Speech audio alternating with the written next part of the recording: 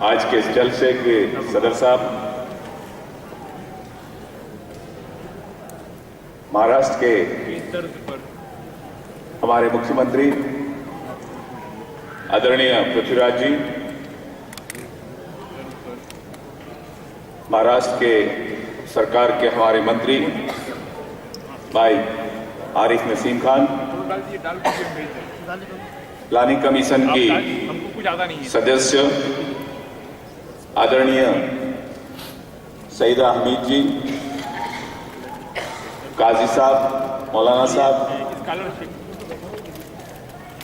मुंबई प्रदेश अल्पसंख्यक के हमारे चेयरमैन साथी निजामुद्दीन, महाराष्ट्र प्रदेश के अध्यक्ष माइनॉरिटी डिपार्टमेंट के साथी MM शेख साहब और यहाँ उपस्थित तमाम मेरे भाइयों बहनों,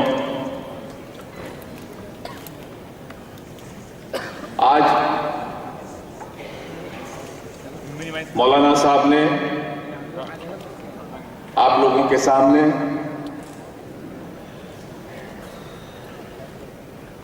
केंद्रीय सरकार की तरफ से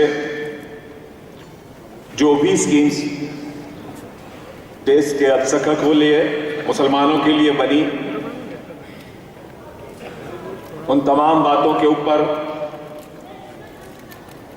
अपनी राय रखी। इसके साथ साथ हमारी खुशकिस्मती ये रही कि आज हमारे बीच में 2 स्कॉलर रहे, हमारी अजीज और परम आदरणीय प्लानिंग कमीशन की मेंबर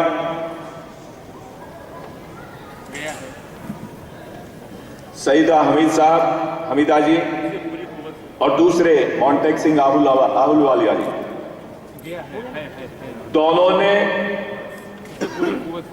हमारे विकास के लिए, एजुकेशन के विकास के लिए और समाज के विकास के लिए प्लानिंग कमीशन में बहुत जबरदस्त तरीके से हमारी बातों को, हमारी समस्याओं को, हमारे मसलों को रखने की कोशिश की।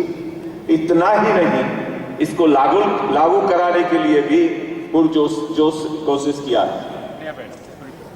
बदकिस्मती से हम लोग इस स्कीमों को लोगों तक नहीं पहुंचा सके और इसकी सबसे बड़ी वजह यह रही कि पार्टी के संगठन को इसमें जोड़ा जाना चाहिए था। हर बात को लेकर जमीन तक ये बातें पहुंचती और अच्छी तरह से लागू होती, लेकिन इस कमी की वजह से हम लोग इन बातों को जमीन तक नहीं पहुंचा सके और इसका पूरी तौर पर हम लोग फायदा नहीं उठा सके। ये एक सच्चाई है। मौलाना मुझे इन बातों को समझना जरूरी है कि पार्टी की विचारधारा और पार्टी की योजनाओं को जो भी सरकार होती है, उस सरकार का संगठन जो होता है वही ठीक रूप से उसका प्रचारक बनके लोगों तक पहुंचा सकता है और तभी इसको फायदा मिलता है, वरना इसका फायदा लोगों तक नहीं पहुंचता। ये एक सच्चाई है। चाहे कितनी भी मेहनत प्लानिंग कमीशन के जरिए व्यूहात्मक तरीके से स्ट्रेटेजिक तौर पे की जाए, लेकिन इस ढंग का जहां तक व्यवस्था नहीं बनती, बात को लोगों तक नहीं पहुंचाया जा सकता। और दूसरी बात, मुसलमानों की समस्याओं के लिए